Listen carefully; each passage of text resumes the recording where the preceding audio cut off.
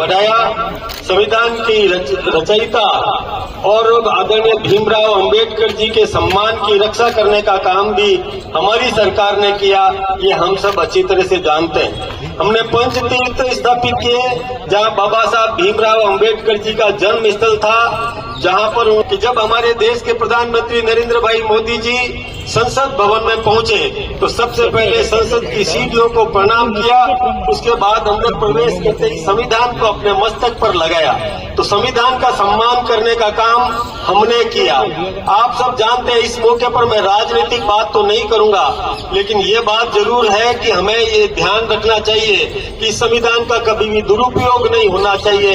संविधान का सम्मान किया जाना चाहिए, ताकि आम आदमी को संविधान के प्रति जागरूक करने का दायित्व निर्वहन करना ये हम सबका कर्तव्य है और हम सब इस बात को भली भांति जानते हैं।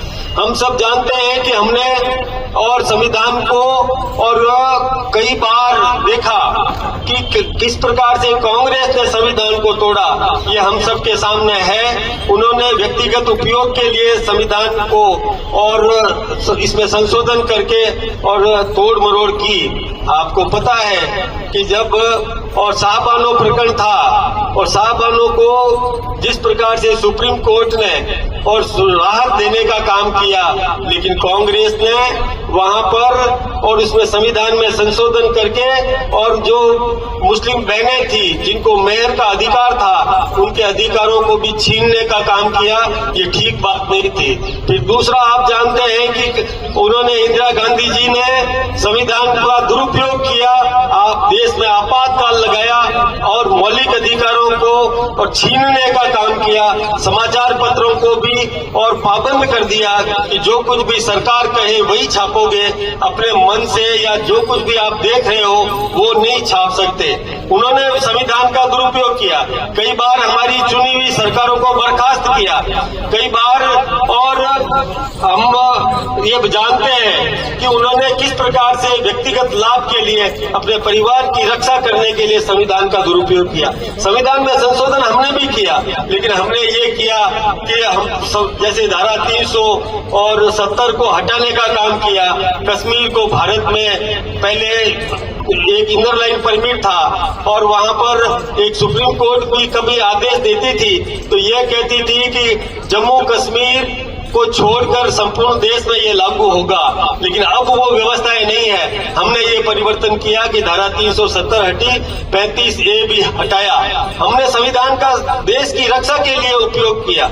हमने और मुस्लिम बहनों को भी और सम्मानजनक जीवन जीने का अधिकार देने के लिए 3 तलाक को समाप्त किया। हमने संविधान का इस प्रकार से उपयोग किया। हमने कभी संविधान का दुरुपयोग नहीं किया। ये बात हम सबको पता होना चाहिए। इसलिए आज के इस अवसर पर मैं ये निवेदन करूंगा कि अभी जैसे संविधान गौरव अभियान हमने चलाया है, इस संविधान को हम आम नागरिक तक पहुंचाने का काम हमारी पार्टी ने किया। हम ये भी कोशिश करते हैं कि आम आदमी में ये भावना पनपनी चाहिए कि हम संविधान का सम्मान करें, संविधान की रक्षा करें। हमें गौरव है, हमें गर्व है अपने संविधान पर।